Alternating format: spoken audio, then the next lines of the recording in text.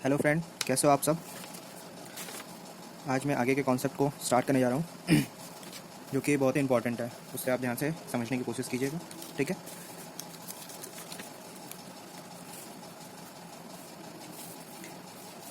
सबसे पहले मैं जानने की कोशिश करूँगा टॉपिक। आज का टॉपिक नंबर 1, ठीक है। Fair future price. Fair future price. Fair future price क्या होता है?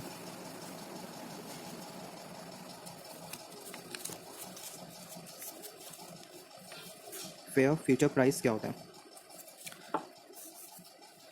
इस चैप्टर में सबसे पहले मुझे फेयर फ्यूचर प्राइस निकालना है। एक्चुअली होता है क्या है कि जब हम ट्रेडिंग करते हैं डेरिवेटिव में, तो हमारे हमारी जब कोई कोई पर्टिकुलर शेयर्स की जो प्राइस दी होती है वो क्या होती है कि फ्यूचर प्राइस होती है। मीन्स कि आज प्रेजेंट में आज आप खड़े हो, आप मुझे आप शेयर परचेस करना है, मीन्स कि फ्यूचर में परचेस करना है। तो फ्यूचर्स डेट के बहुत सारे प्राइस दिए होते हैं। मीन्स कि हर डिफरेंट डेट के एक प्राइस दिए होते हैं। मीन्स मान के चलिए कि आप 25 तारीख का मान के चलिए, 25 आज 25 मान लीजिए 25 अप्रैल का डेट प्राइस कुछ दिया हुआ है, ठीक है। कुछ मान लीजिए 28 अप्रैल का दिया है प्राइस। तो ये सब क्या है, हमारे फ्यूचर प्राइस हैं।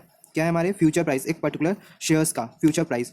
तो मुझे एक डिसीजन लेना है कि क्या ये फ्यूचर प्राइस जो कोट किया गया है वो हमारे इन्वेस्टमेंट के अकॉर्डिंग सही है कि नहीं है, ठीक है। जो पर्टिकुलर डेट पे जो हमारे फ्यूचर प्राइस दे रखे हैं, क्या ये हमारे सही है कि नहीं है। तो इसके लिए मुझे क्या निकालने पड़ते हैं, फेयर फ्यूचर प्राइस। इस चैप्टर में हम फेयर फ्यूचर प्राइस निकालना सीखेंगे। जैसे कि मान लीजिए हम लोग कैश मार्केट में क्या करते हैं, कैश मार्केट में क्या करते हैं, कैश मार्केट में हम लोग करते क्या है कि फेयर करंट प्राइस निकालते हैं। जैसे कि आप निकाले हैं आप, ठीक है। सिक्योरिटी वैल्यूएशंस में आप निकाल रखे हैं, ठीक है। कॉर्पोरेट वैल्यूएशंस में निकाल रहे, कॉर्पोरेट वैल्यूएशन मीन सेंस कि आप किसी बिजनेस की आप प्रेजेंट वैल्यू निकालते हैं, मीन्स कि उसकी फेयर प्राइस निकालते हैं। तो उस समय हम लोग कैश मार्केट में हम लोग ये सब निकालते हैं। ये कैसे आता था, हमारा fair current price discounting technique लगा के हम लोग निकाल देते हैं। मीन्स कि जो भी हमारी फ्लो रहती थी, कैश फ्लो, मीन्स कि जैसे मान लीजिए कि हमारी डिविडेंड मिल रही है या इंटरेस्ट मिल रहा है, तो वो जो फ्लो है उसका हम लोग क्या करते थे, प्रेजेंट वैल्यू निकाल देते हैं।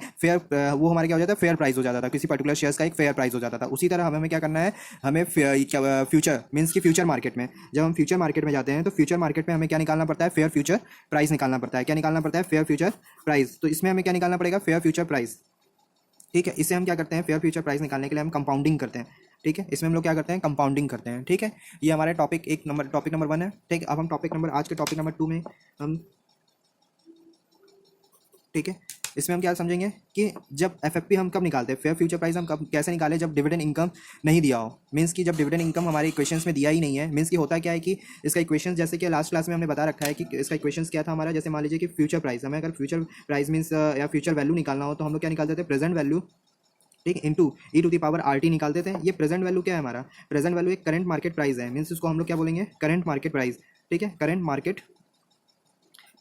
प्राइस कहेंगे इसको, ठीक है। करंट मार्केट प्राइस, तो जो हमारी करंट मार्केट प्राइस आते हैं, तो इसमें क्या होता है कि जैसे कि डिविडेंड वगैरह मेंशन किए रहते हैं, ठीक है। डिविडेंड मेंशन किए रहते हैं, बाकी डिविडेंड होते हैं, बहुत सारे कॉस्ट होते हैं। वो सारे फैक्टर्स, जितने भी सारे फैक्टर्स होते हैं, जैसे मान को कि वेयर हाउसेस कॉस्ट होते हैं, मीन्स बहुत सारे हिडन कॉस्ट होते हैं जो कि इसको कंसिडर करते हैं हम लोग। जब फेयर फ्यूचर प्राइस निकालते हैं तो सारे चीज़ को कंसिडर करते हैं इस करंट मार्केट प्राइस में, ठीक है। तो हम पहला हमारा एक ये टॉपिक नंबर 2 में हम इसको यहाँ पे लिखेंगे, FFP means fair future price, जब डिविडेंड क्या हो, नहीं दिया हो। मीन्स कि when dividend income is not given, ठीक। क्वेश्चन में क्या होता है, बहुत बार में क्वेश्चन में डिविडेंड इनकम दिया होता है। एक तरह से माना जाए कि हमारा जो करंट मार्केट प्राइस है, कोई पर्टिकुलर शेयर्स का जो करंट मार्केट प्राइस होता है, मान लो 100 रुपये है, पर हमें क्या होता है कि डिविडेंड भी मिलता है। एक पर्टिकुलर शेयर्स पे क्या होता है, हर एक इंटरवल पे एक डिविडेंड मिलता है हमें। तो उस डिविडेंड का जो इनकम होता है, तो एक तरह से वो हमारा इनफ्लो हुआ, पर जो हमारा कॉस्ट लग रहा है एक पर्टिकुलर शेयर का, तो कॉस्ट जो होता है मान लीजिए 100 रुपये है, तो उसका कॉस्ट हो गया, और इनफ्लो हो रहा है तो हम इनफ्लो का जो हो रहा है उसका प्रेजेंट वैल्यू निकालेंगे और अपने कॉस्ट में से उसको लेस करेंगे।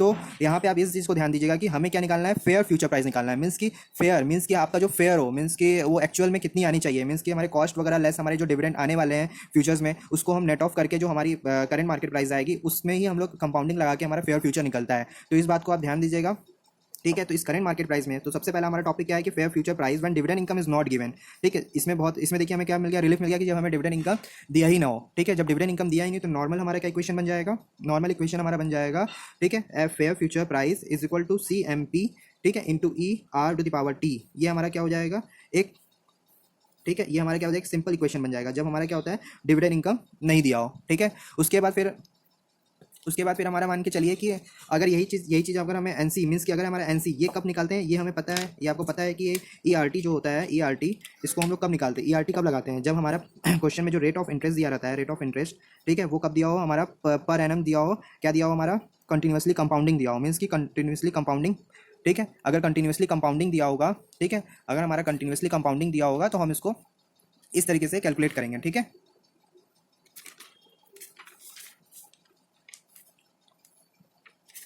आगे फिर हम देखेंगे कि इसमें continuously compounding rate of interest दिया होगा तो हम जब इसको यूज़ करेंगे, ठीक है। मीन्स कि पर एनम आपका दिया हो, ठीक है। उसके बाद फिर हमारा जब एनसी दिया हो तो एनसी मीन्स कि नॉर्मल कंपाउंडिंग दिया हो तो हम नॉर्मल क्या करेंगे, मान लीजिए फॉर एग्जांपल 1800 रुपये हमारा करंट प्राइस दिया हुआ, करंट मार्केट प्राइस दिया 1800 रुपये, ठीक है।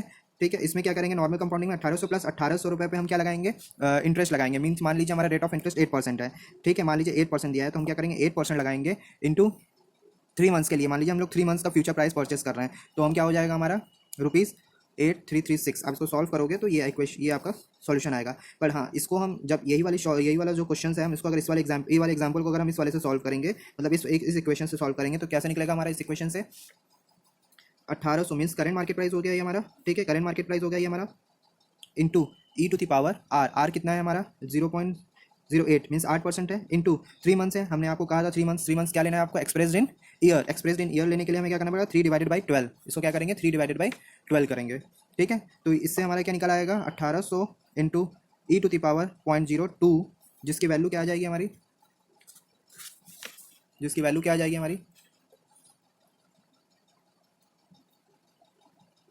1.0202, ठीक है। ये आपको कहाँ से वैल्यू पता चलेगी, टेबल में से। टेबल में अगर टेबल में दिया हुआ है तो क्वेश्चन में आपको ये मेंशन किया रहता है। तो ये हमारा टोटल कितना हो जाएगा 1836.36, ठीक है। ये हो जाएगा एक पर्टिकुलर शेयर्स का।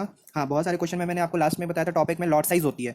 मान लीजिए ये क्या होता है हमारा, ये एक शेयर्स की फेयर फ्यूचर प्राइस है, ठीक है। फेयर फ्यूचर प्राइस एक शेयर्स की है, पर एक लॉट में कितना होता है नंबर ऑफ, मान लीजिए क्या होता है हमें लॉट में खरीदना पड़ता है। मीन्स कि एक लॉट में मान लो 100 शेयर्स परचेस करने होंगे, तो मान लो इसमें फॉर 1 लॉट्स के लिए अगर निकालना हो तो क्या हो जाएगा, for 1 lot is equal to 1836.36 into 100 is equal to 183636 हो जाएगा, ठीक है। ये आपकी क्या हो जाएगी, वैल्यू हो जाएगी, ठीक है। ये आपको समझ में आ गया। अब हम आगे बढ़ते हैं।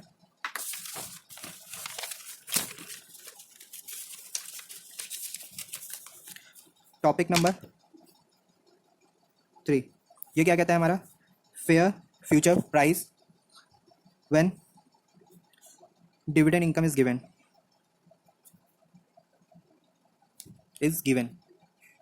फ्रेंड्स, यहाँ पे क्या है कि डिविडेंड इनकम दिया हुआ है, ठीक है। तो हमारा क्या इक्वेशन बनेगा यहाँ पे, fair future price is equal to, ठीक है, CMP, ठीक है, minus present value of dividend bracket close into e to the power RT, ठीक है। ये क्या हमारा हो रहा है, अगर आप इसको देखेंगे ये क्या हो रहा है, ठीक। CMP क्या है हमारा, करंट है। तो हमारा जो डिविडेंड की फ्लो हो रही है एक पर्टिकुलर इंटरवल में इनफ्लो हो रही है। मीन्स कि मान लीजिए अगर एक शेयर्स की प्राइस 100 रुपये है, उसमें हमें डिविडेंड मिल रही है 10%, ठीक है। फेस वैल्यू मान लीजिए जो भी है उसमें 100 मीन्स मान लीजिए उसकी फेस वैल्यू 100 है एक पर्टिकुलर शेयर्स की, उस पर हमें 10% शेयर मिली। तो जो 10 रुपये हमें जो 10 रुपीज़ हमें हर एक इंटरवल पे जो डिविडेंड इनफ्लो होगी उसका हम प्रेजेंट वैल्यू यहाँ पे निकालेंगे, प्रेजेंट वैल्यू ऑफ डिविडेंड। तो क्या हो रहा है, CMP minus present value of dividend. तो हमारा नेट कॉस्ट क्या आ रहा है, नेट कॉस्ट क्या आ रहा है, मीन्स की नेट कॉस्ट इन सेंस की बोल सकते हो आप, नेट इनकम क्या आ रहा है, net income cost as on today, means समझ रहे हो आप इसको क्या बोलोगे, net income cost as on today. Means कि हमें प्राइस, मीन्स कि हमारा क्या हो रहा है कि एक तरह से देखा जाए कि हमने डिविडेंड जो मान लीजिए इनकेस ये एज्यूम कर रहा है कि अगर हम ये शेयर का प्राइस आज के रेट में इतना रेट है, अगर हम ये शेयर आज परचेस करते हैं कैश मार्केट में तो हमें इतना इतना डिविडेंड मिलेगा, ठीक है, इतना डिविडेंड मिलेगा। तो हम क्या करते हैं, इसको CMP माइनस जो प्रेजेंट वैल्यू ऑफ डिविडेंड होता है उसको लेस कर देंगे तो हमारा नेट इनकम कॉस्ट आ जाएगा एज ऑन टुडे। उसमें हम क्या करेंगे, कंपाउंडिंग कर देंगे ई टू द पावर R और T के, मतलब R इंटू T लगा देंगे। तो उससे हमारा क्या आ जाएगा, फेयर फ्यूचर प्राइस आ जाएगा, ठीक है, fair future price. For example आप ले सकते हो यहाँ पे, ठीक। एक मान लीजिए CMP दिया हुआ है हमारा, कितना दिया है 80, ठीक है, 80 रुपीज़ है।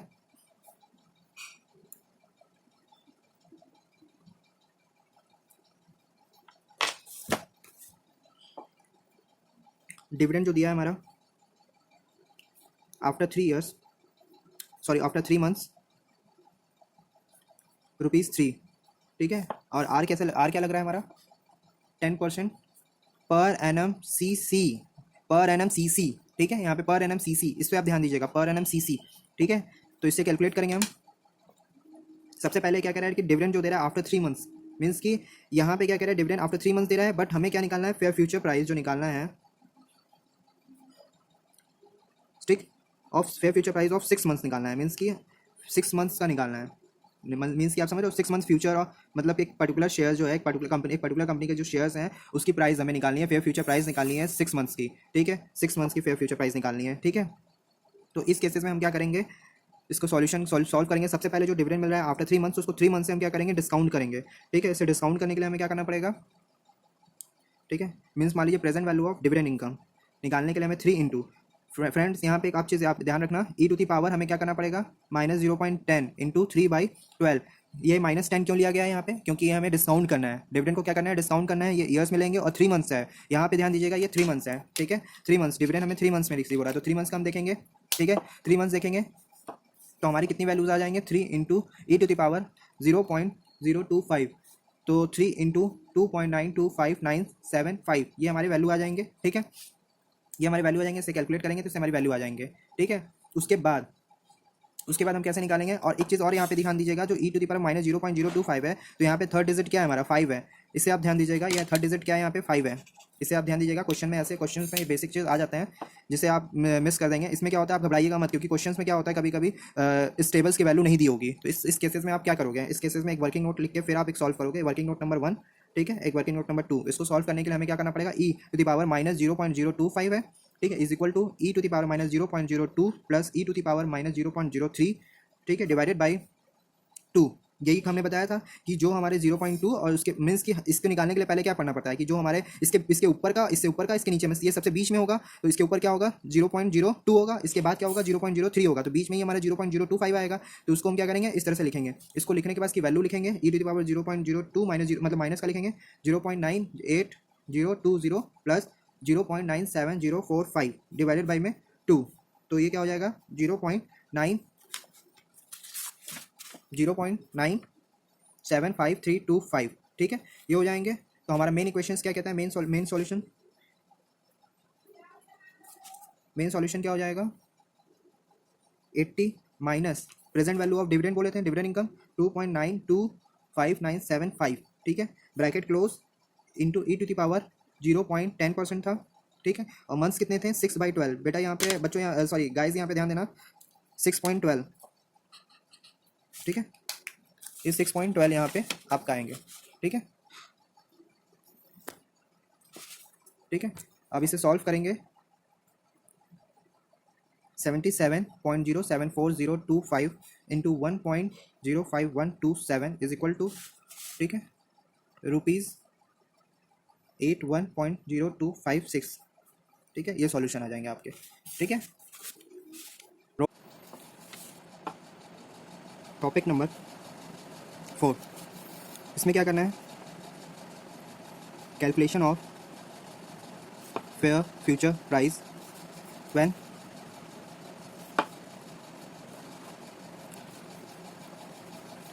when income is expressed in percentage, okay. Income यहाँ पे क्या कह रहा है, ये यहाँ पे इनकम का मतलब क्या रहा है वो, ठीक है, इसको कह सकते हो आप डिविडेंड यील्ड पर एनम, ठीक है, ये हो गया। इक्वेशन क्या होगा इसका इक्वेशंस होगा, fair future price is equal to current market price into e to the power r minus y into t, ठीक है। ये हमारा जो दिया हुआ है ये क्या रहेगा हमारा, परसेंटेज ऑफ नेट कॉस्ट, ठीक है। अब यहाँ पे आप पूछ रहे होगे कि वाई का मतलब क्या है, where y is equal to percentage of income या फिर डिविडेंड, ठीक है। बहुत सारे क्या होता है, इनकम जो दिया होती है मीन्स डिविडेंड जो होती है रुपीज़ में दी होती है, अगर रुपीज़ में ना देके सिर्फ डिविडेंड आपका परसेंटेज में दिया और डिविडेंड यील्ड पर एनम दिया है, तो इस केसेस में हमें कैसे करना है, ठीक है। आइए हम एग्जांपल लेते हैं, इसको कैसे सॉल्व किया जाए, ठीक है।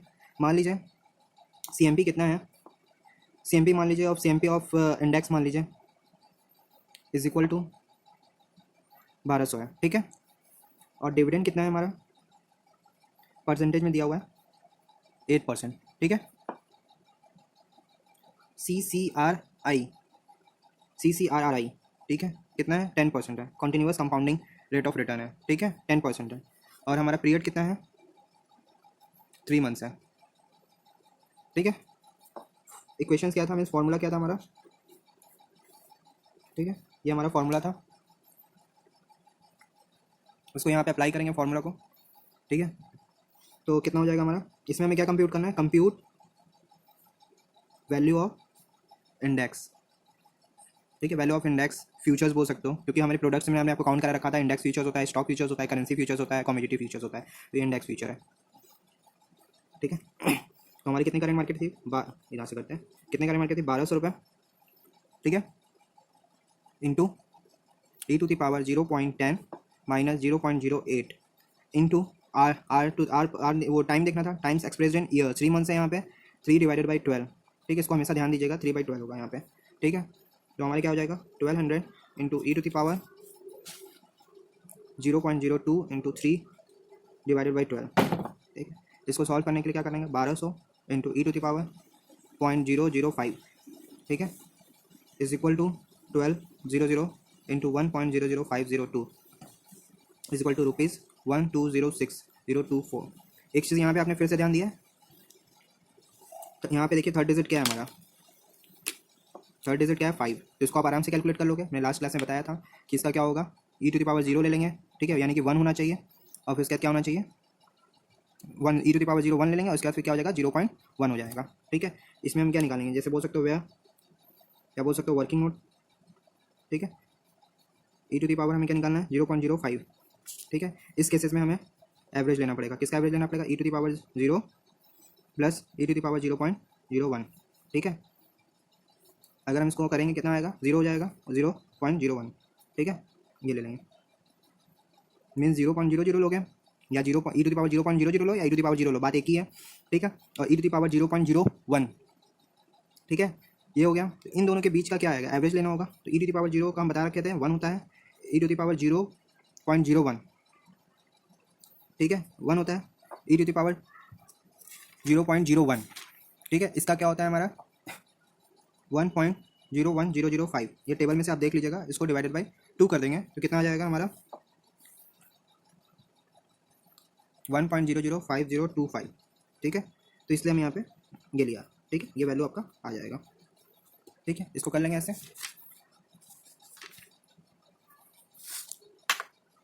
उसके बाद हम आते हैं दूसरे टॉपिक पे,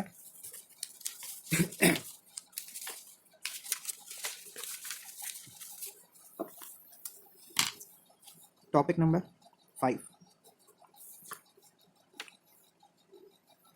calculation of fair future price when storage cost is given, ठीक है, when storage cost is given, ठीक है। स्टोरेज कॉस्ट, अब आप पूछ लोगे सर इसमें स्टोरेज कॉस्ट कहाँ से आ गया, मैंने आपको बताया था कि प्रोडक्ट्स मींस कि फ्यूचर्स में कितने प्रोडक्ट्स होते हैं, प्रोडक्ट्स मींस कि फ्यूचर्स डेरिवेटिव्स के प्रोडक्ट्स का नेम क्या क्या है, हमने बताया था futures index, future contract means sorry हमारे इंडेक्स फ्यूचर्स होते हैं, स्टॉक फ्यूचर्स होते हैं, करेंसी फ्यूचर्स होते हैं, एंड कमोडिटी फ्यूचर्स होते हैं। तो ये क्या आएगा, कमोडिटी फ्यूचर्स में कॉस्ट स्टोरेज कॉस्ट लगते हैं इसमें, तो कमोडिटी फ्यूचर्स, तो ये बोल सकते हो कि it is normally applicable in case of commodity derivative,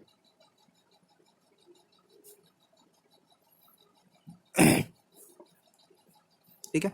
अब इसके अब इसका फॉर्मूला क्या होगा, मीन्स इक्वेशंस क्या होंगे, ठीक है, fair future price is equal to current market price plus present value of storage cost, कितना लेंगे storage cost into e⁻r into t, normally जैसे लेते हैं e⁻rt, ठीक है।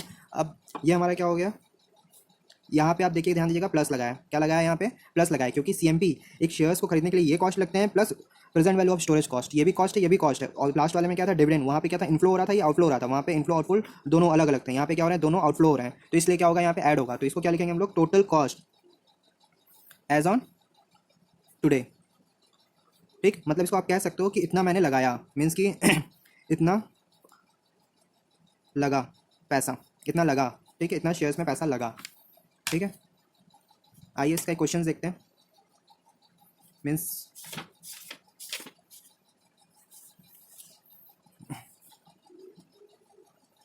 ठीक है, मीन्स मान लीजिए कि कमोडिटी का क्वेश्चन ले रहे हैं, कमोडिटी फ्यूचर्स का एक क्वेश्चन ले रहे हैं, इसमें मान लीजिए आप ठीक है, टेक 6 months गोल्ड फ्यूचर्स, ठीक है, 6 month gold futures contract of 100 grams, ठीक है, 100 grams।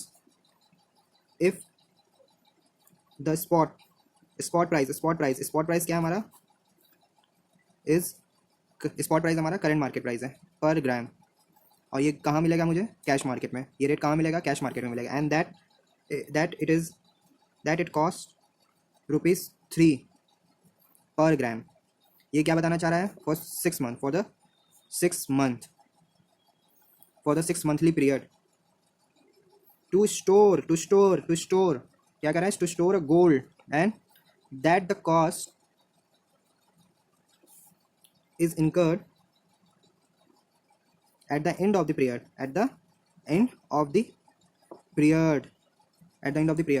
ठीक है। ये समझ गया। यहाँ बोल रहा है क्या कि स्पॉट प्राइस मीन्स क्या होता है, करंट मार्केट प्राइस होता है, जो कि कैश मार्केट में आपको मिल जाएगा और फ्यूचर मार्केट्स में भी देता है, दोनों में क्या होता है, सेम प्राइस देता है। ठीक है, स्पॉट प्राइस हमारा कैश मार्केट में दिया होगा, उसमें से आप 480 रुपये पर ग्राम का रेट देख लोगे। और यहाँ पे क्या कह रहा है, cost ₹3 per gram for the 6 monthly period to store the gold, and that the cost is incurred at the end of the period. ठीक है, स्टोरिंग कॉस्ट है, मीन स्टोरेज कॉस्ट, ये स्टोरेज कॉस्ट पता चल गया। ठीक है, हाँ, और इसमें क्या होता है कि continuously compounding risk free rate CCRRI is 10% पर एनम। ठीक है, अब हमें क्या निकालना है, कंप्यूट करना है फ्यूचर प्राइस। ठीक है, इसको सॉल्यूशन किया जाएगा। अब हम लोग इसका सॉल्यूशन करेंगे। आप लोग क्वेश्चन एक बार फिर से देख लीजिए। चलिए सॉल्यूशन करते हैं इसका। क्वेश्चन क्या था हमारा, fair future price of gold after 6 month। हमें क्या निकालना है, fair future price of gold after 6 month। तो इसका इक्वेशन हमें पता था, स्टोरेज कॉस्ट ऐड करते थे, मीन्स की fair future price is equal to CMP plus storage cost bracket close e⁻r into t. ठीक है, ये हो गया। तो यहाँ पे क्या निकालेंगे आप, 480 रुपये हमारा दिया हुआ था। ठीक है, आप क्वेश्चन देख लीजिए, 480 रुपये हमारा क्या दिया था, current market means spot price दिया था, स्टोरेज कॉस्ट कितना दिया था, ₹3 दिया था। ठीक है, ₹3 दिया था। अब इसको हम प्रेजेंट वैल्यू निकालना है, मीन्स यहाँ पे प्रेजेंट वैल्यू लिखिए, present value of storage cost. ठीक है, इंटू e⁻r इज टू कितना था, 10% था, इंटू कितने मंथ्स के लिए, 6 month के लिए। ये हो गया। आइए वर्किंग नोट देखते हैं। वर्किंग नोट में क्या निकालना होगा मुझे,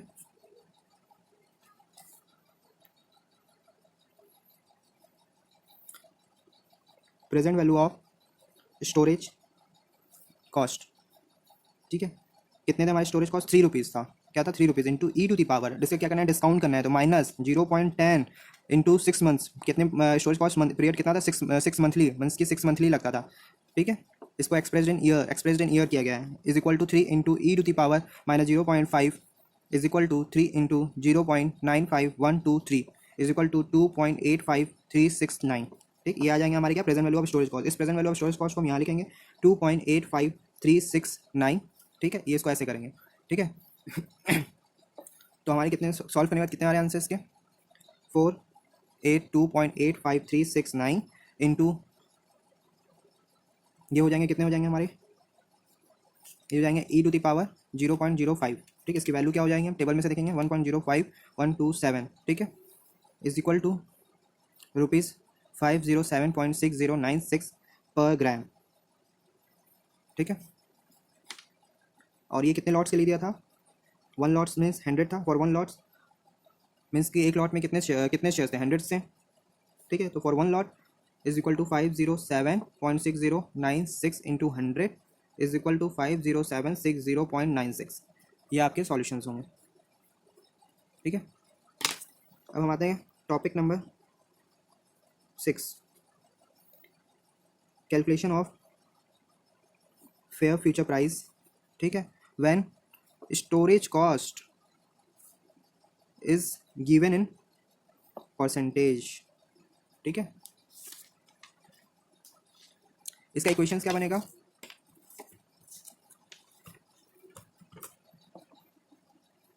fair future price is equal to CMP into e⁻r plus S into t. अब यहाँ पे S क्या है, where where S is equal to storage cost per annum in percentage. ठीक है, सॉरी, ठीक है। इसमें आपको कुछ करना नहीं है, ये एस जैसे स्टोरेज कॉस्ट में जैसे रुपीज़ में दी थी, ₹3 दी थी, उसकी प्रेजेंट वैल्यू निकालें। हाँ, एक ये भी ध्यान दीजिएगा कि परसेंटेज का कभी भी उसका प्रेजेंट वैल्यू नहीं होता है। ठीक है, परसेंटेज जो जैसे मान लीजिए डिविडेंड का 8% दिया तो उसका कोई प्रेजेंट वैल्यू नहीं होता, उसको परसेंटेज में ही लिखते हैं। उसी तरह स्टोरेज कॉस्ट का भी परसेंटेज अगर दिया है तो परसेंटेज का कोई प्रेजेंट वैल्यू नहीं होता है, उसको सिर्फ हम प्रेजेंट वैल्यू में ही लिखते हैं। ठीक है, इस बात को आप ध्यान दीजिएगा। ठीक है, यहाँ पे नहीं कि प्रेजेंट वैल्यू मान लीजिए स्टोरेज कॉस्ट 8% दिया तो 8% का हम प्रेजेंट वैल्यू निकालेंगे, ऐसा कुछ नहीं। यहाँ पे 8% दिया तो डायरेक्ट आपको यहाँ पे 8% ऐड करना है, ये भी ध्यान दीजिएगा। यहाँ पे हमने ऐड किया है, ठीक है, माइनस नहीं किया है। यहाँ पे क्या किया है, ऐड। ठीक है, यहाँ पे ऐड किया है। आपने लास्ट में देखा होगा डिविडेंड को हमने जो दिया होगा उसको हमने लेस किया है। लास्ट में जो हमने डिविडेंड जैसे डिविडेंड इनकम जो था, डिविडेंड इनकम अगर एक्सप्रेस इन परसेंटेज में था तो उसको हमने लेस किया था, आर माइनस वाई किया था। ठीक है, और इसमें हमने क्या किया, आर प्लस एस किया है, इसको आप ध्यान दीजिएगा। ठीक है, अब हम आते हैं नेक्स्ट टॉपिक पे।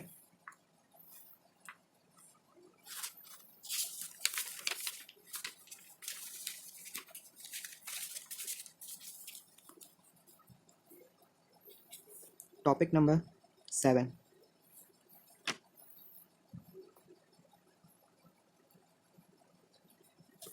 Calculation of fair future price when convenience yield is given in percentage. ठीक, convenience yield is given in percentage. ठीक, जैसे इक्विटी में परसेंटेज इनकम को क्या कहते हैं, डिविडेंड यील्ड कहते हैं, इसी तरह कमोडिटी के भी परसेंटेज इनकम को हम कन्वेनियंस यील्ड कहते हैं। ठीक है, इसकी treatment just like dividend yield की तरह ही होती है। ठीक है, बात को आप समझ रहे हो, convenience yield is nothing but a dividend yield. ठीक है, बोल सकते हो it is nothing but a dividend income. ठीक है, डिविडेंड इनकम, बट जो डिविडेंड इनकम होता है उसको हम कहाँ पे ट्रीट करते हैं, इक्विटी में लेते हैं, इक्विटी में कंसीडर करते हैं। इक्विटी का ये इनकम होता है। ठीक है, इक्विटी का ये परसेंटेज इनकम होता है। ठीक है, डिविडेंड इनकम यील्ड यहाँ पे लिख दीजिएगा, तो ये इक्विटी का परसेंटेज इनकम होता है। पर कन्वेनियंस यील्ड जो होता है हमारा, ये किसका इनकम होता है, कमोडिटी का होता है। ठीक है, ये किसका होता है, हमारा कमोडिटी का होता है। कमोडिटी का ये यील्ड होता है, कमोडिटी का यील्ड। ठीक है, इसको आप ध्यान दीजिएगा, ये कमोडिटी का यील्ड होता है। ट्रीटमेंट जस्ट लाइक डिविडेंड का जैसे ट्रीटमेंट करते थे, सेम ट्रीटमेंट। यहाँ पे एक नोट लिख लोगे आप। ठीक है, same treatment as of dividend yield. ठीक है,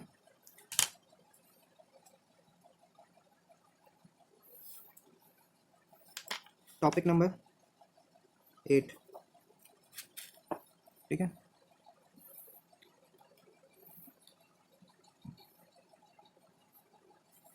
कन्वर्जन यील्ड जो दिया हुआ था, अगर वो हमारा किस में दिया हो, अमाउंट में दिया हो, तो कैसे निकालेंगे। एक आप ये भी क्वेश्चन एक ये भी आप टॉपिक बना सकते हो इसमें, क्योंकि यहाँ पे यील्ड दिया है तो आपके माइंड में क्या आता होगा, अगर अमाउंट्स में दिया हो तो कैसे कैलकुलेट करेंगे। तो लिख सकते हो calculation of FFC when convenience yield is given in amount. ठीक है, माइंड में एक ये भी आ रहा होगा कि अगर अमाउंट्स में दिया हो तो फिर कैसे करेंगे। ठीक है, IAS का एक क्वेश्चन करा देते हैं, उससे आप अच्छे से समझ पाओगे कि इसको हम कैसे कैलकुलेट करेंगे। ठीक है, क्वेश्चन आप नोट कर लीजिए। एग्जाम्पल, आप एग्जाम्पल ले लो। ठीक है, एग्जाम्पल में आप ले सकते हो, ये क्या है, following are the details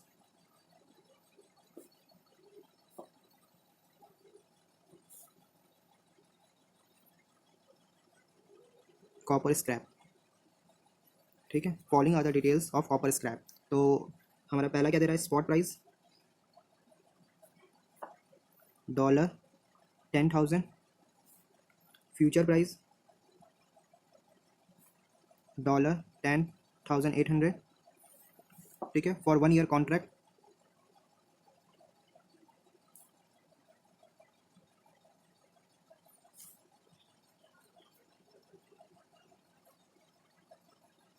interest rate 12% per annum. ठीक है, present value of storage cost is equal to $500 per year. अब यहाँ पूछा है क्या, what is the present value of convenience yield in dollar. ठीक, ऑफ कॉपर स्क्रैप।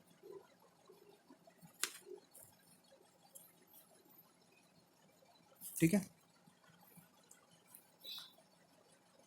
इसको आप नोट कर लिए हो तो हम आगे बढ़े।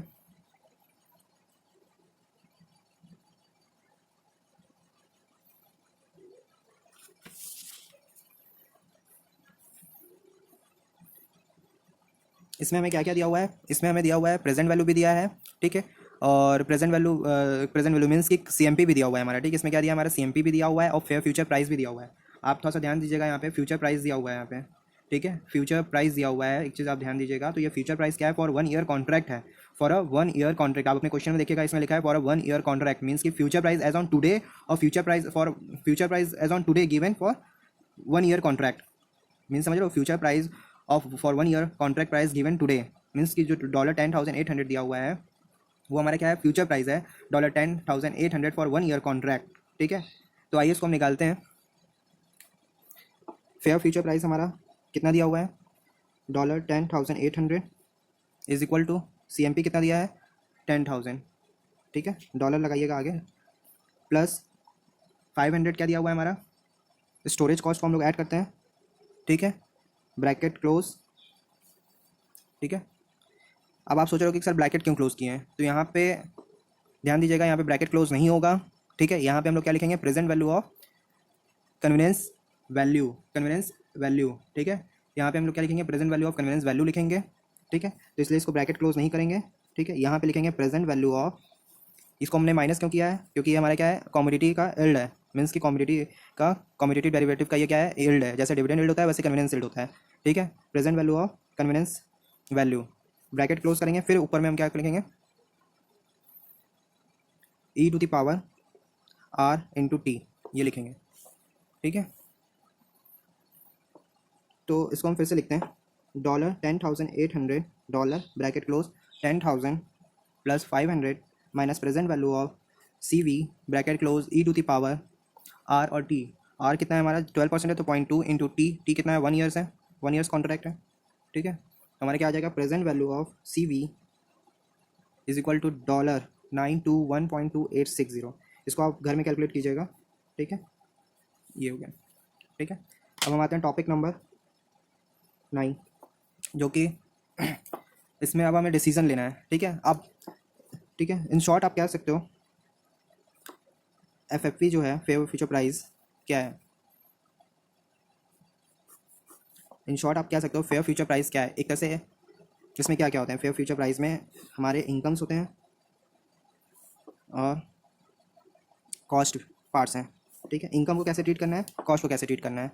इनकम में क्या देता है, एक हमारा रुपीज़ में दिया होता है, एक हमारा परसेंटेज में दिया है, ठीक है। रुपीज़ में देता है तो CMP माइनस रुपीज़ करते हैं, ठीक है। अगर परसेंटेज में दिया है तो R माइनस परसेंटेज करते हैं, इस चीज़ को ध्यान दीजिएगा। अगर कॉस्ट में दिया हुआ है तो कॉस्ट को कैसे ट्रीट करते हैं, कॉस्ट अगर रुपीज़ में दिया है तो CMP प्लस प्लस, ठीक है, यहाँ पे रुपीज़ करेंगे। अगर परसेंटेज में दिया है तो R प्लस प्लस परसेंटेज, ये चीज़ ध्यान दीजिएगा। एक छोटा सा टेबल है, इसको आप याद कर लीजिएगा तो माइंड में बैठ जाएगा, ठीक है। अब हम आगे स्टार्ट करते हैं, टॉपिक नंबर 10,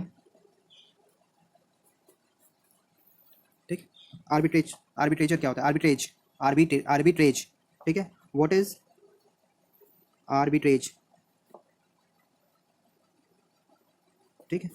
माइंड में अब आर्बिट्रेज क्या होता है, आर्बिट्रेज मीन्स क्या होता है, मीन्स कि आप डिफरेंट मार्केट्स में आप शेयर्स को बाय और सेल करते हैं, ठीक है, for the purpose of making profits. आपको प्रॉफिट्स कमाने के लिए क्या करना पड़ता है, डिफरेंट मार्केट्स में आप बाय एंड सेल करते हैं फॉर मेकिंग अ प्रॉफिट्स, ठीक। तो इसको हम कैसे लिखेंगे, नोट कर लीजिए। Arbitrage is the process of buying and selling in a different market for the purpose of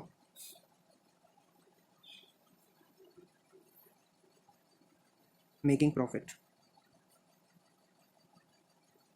ठीक है।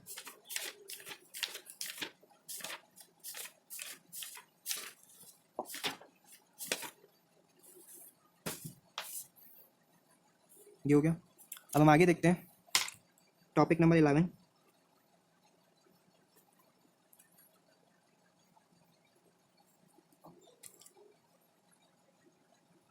What is an आर्बिट्रेजर।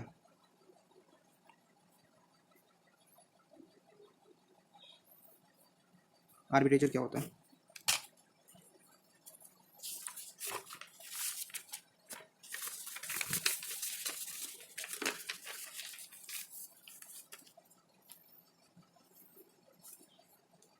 पहला पॉइंट, ही, आर्बिट्रेटर मीन्स जैसे कि आप हैं, हम हैं, कोई भी हो सकता है, ही ऑलवेज अर्न प्रॉफिट्स, ठीक है, he always earn profits.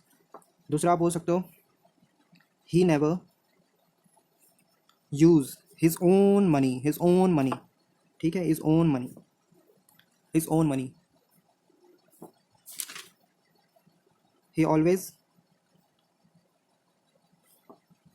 borrow. Obviously if he never use his own money, then he always borrowed the same amounts from someone. Okay, it is clear. And then fourth point is that he he never take risks, ठीक है।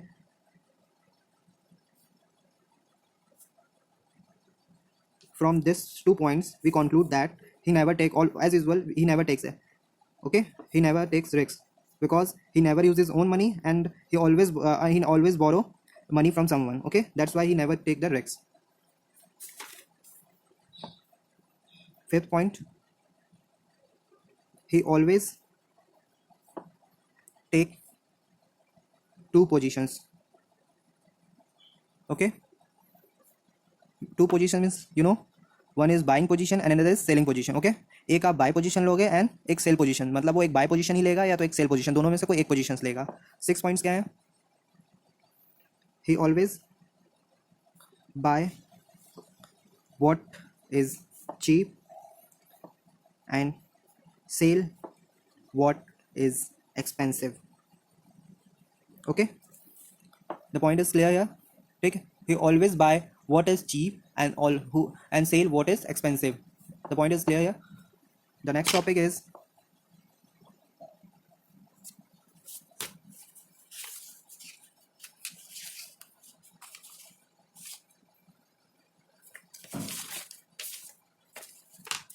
next topic is 12. How to decide position.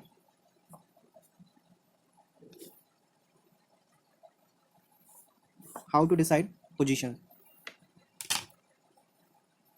If actual fair price is greater than fair future price, ठीक है, if actual fair price, ठीक, is greater than fair future price, overvalued, sell करेंगे। if actual fair price is less than fair future price, undervalue, buy करेंगे। यहाँ पे clear है? ये actual fair price क्या है? यहाँ पे एक्चुअल फेयर प्राइस, माइंड में क्वेश्चन आ रहा होगा ये सर एक्चुअल फेयर प्राइस क्या है? तो एक्चुअल फेयर प्राइस ये है कि आज के डेट में जो फेयर फ्यूचर प्राइस दिया है 6 मंथ्स का, ठीक है, उसकी प्राइस और जो फेयर फ्यूचर प्राइस आपने कैलकुलेट किया है, ठीक है, उसकी प्राइस अगर दोनों में डिफरेंस आता है उसके अकॉर्डिंगली हम ये पोजीशंस लेंगे, ठीक है। फॉर एग्जांपल अगर आप फेयर फ्यूचर प्राइस कैलकुलेट किए हैं किसी पर्टिकुलर फ्यूचर इंडेक्स का, ठीक, इंडेक्स फ्यूचर का, किसी पर्टिकुलर इंडेक्स फ्यूचर्स का आपने फ्यूचर प्राइस कैलकुलेट किया है, मान लीजिए 800, ठीक है, और एक्चुअल फेयर प्राइस जो दिया हुआ है हमारा, जैसे मान लीजिए कि आज के डेट में आप खड़े हो यहाँ पे, ठीक है, यहाँ पे आप खड़े हो, यहाँ पे आप देख रहे हो, ठीक है, जो फ्यूचर प्राइस दिया है 1 मंथ्स का 720 रुपये, कितना दिया है? 720 रुपये, ठीक है, ये हमारा 800 रुपये दिया है, और फेयर फ्यूचर प्राइस जो दिया है आज के डेट में मीन्स कि टुडे 1 मंथ्स का कितना दिया है? 720 रुपये दिया है। हमने फेयर फ्यूचर कितना निकाला है? 800 रुपये, मीन्स कि ये हमारा हो गया एक्चुअल फ्यूचर प्राइस और ये हमारा हो गया फेयर फ्यूचर प्राइस, ठीक है। तो हम क्या कर रहे हैं, फेयर फ्यूचर प्राइस क्या है हमारा? Greater than actual fair price है, means actual future price is less than fair future price. तो इस सिचुएशन में हमें क्या करना चाहिए? इस सिचुएशन में हम क्या करेंगे? अंडर वैल्यूड है, ठीक है, हम क्या करेंगे? बाय कर लेंगे शेयर्स। ऑब्वियसली हम इसे क्या करेंगे, बाय करेंगे, क्योंकि मेरे अकॉर्डिंग से, मेरे प्रिडिक्शन से, मेरे कैलकुलेशन के अकॉर्डिंग से इसकी वैल्यू जो 1 मंथ आफ्टर 1 मंथ होने वाली है वो 800 रुपये होने वाली है। पर एट प्रेजेंट केस में जो फ्यूचर प्राइस जो हमारा दे रहा है as on given today means किसी पर्टिकुलर शेयर्स की प्राइस जो गिवन एज ऑन टुडे 720 रुपये दिया है आफ्टर 1 मंथ का, तो उसका जो 720 रुपये है, पर हमने जो कैलकुलेट किया है फेयर फ्यूचर प्राइस उसका 800 रुपये है, तो ऑब्वियसली हम इसे बाय कर लेंगे, क्योंकि हमारी जो प्रोडिक्शन है, हमारी जो एक्सपेक्टेशन है कि इसकी रेट 800 रुपये होनी चाहिए। तो ऑब्वियसली जब हमारा उस डेट में जाएगा पर्टिकुलर में, तो ये 800 रुपये का, तो हमारा 80 रुपये जो होगा यहाँ पे प्रॉफिट्स होगा। ठीक है, इसी तरह हमने सेल में भी करना है। सेल में मान लीजिए हमारा क्या होगा, एज ऑन टुडे दिया है ये 900 रुपये दिया है, पर हमारा फेयर फ्यूचर प्राइस कितना दिया है, 800 रुपये दिया है। ठीक है, तो हम क्या करेंगे, हम यहाँ पे सेल कर देंगे, यहाँ पे क्या करेंगे, सेल करेंगे, यहाँ पे क्या करेंगे, बाय करेंगे। तो आप कॉन्सेप्ट क्लियर हो गया होगा आपको यहाँ पे। ठीक है, तो आज की क्लास में मैं आज यहीं पे इसको स्टॉप कर रहा हूँ।